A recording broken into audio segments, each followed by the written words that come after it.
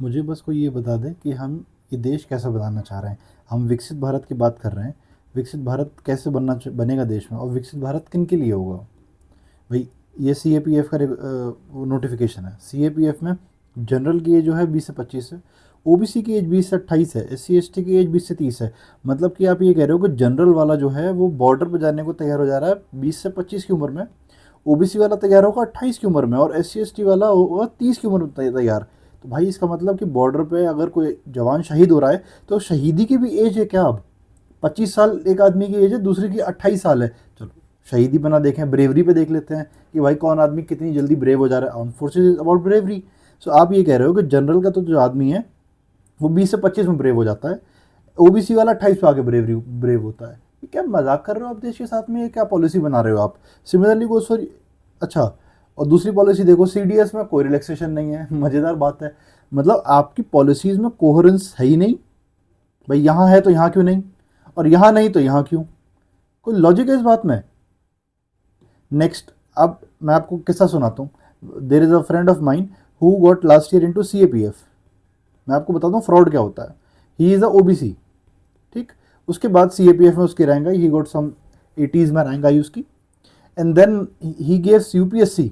अच्छा, उससे पहले he went into NIT, one of the prominent NITs, with the OBC reservation. Then he get into CAPF with the OBC reservation. Then he get into the UPSC. He got IDES, Indian Defence Establishment Services, with OBC. And this year also he'll be giving his attempt with OBC.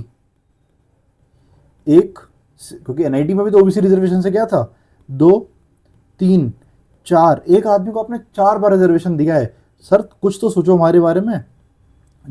मैं जिस साल बाहर हुआ अपनी list से, मेरे जितने number थे मैं आपको बताता हूँ। अगर मैं एससी होता तो आईपीएस बन जाता, एसटी होता तो आईएएस बन जाता। मैं ये नहीं कह रहा हूँ कि मेरे नंबर कम थे या जो भी है, मुझे कोई दिक्कत नहीं भाई। एस सी एस टी को दो, उनका बनता है करना। और ये ईडब्ल्यूएस और ओबीसी कहाँ से आ गया है सिस्टम में? This is a flawed concept यार। फ्रॉड हो रहा है भाई सबके साथ ये। और ओबीसी तो इतना बड़ा फ्रॉड है। There is a person that I know, he is, मेरे फादर की एनुअल इनकम जो है वो 2.5 लाख है, ठीक। मेरा आय प्रमाण पत्र 2.5 लाख का है। वो जो आदमी है, last year he came to me and he said यार मेरी ना इनकम ज़्यादा हो रही है तो 8 लाख के नीचे कैसे की जाए क्रीमी लेयर के लिए।